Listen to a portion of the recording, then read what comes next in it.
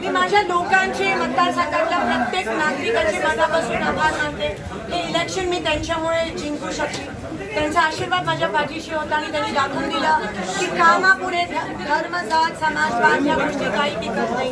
काम महत्वाचं असतं आणि मी शतशः माझ्या मतदारसंघातल्या प्रत्येक व्यक्तीची ऋणी आहे आणि मी त्यांच्याबरोबर शेवटपर्यंत आहे.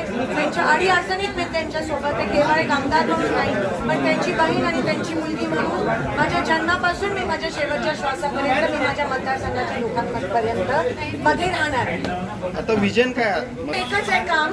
कामाच्याच आधारावर काँग्रेस पक्षाची संस्कृती आहे की कामासमोर काही टिकत नाही आणि हा मतदारसंघ धर्मनिरपेक्ष आहे आणि धर्मनिरपेक्ष अजूनही आपल्या देशात आहे हे शहर मध्यनी देशभरात दाखवून दिलं.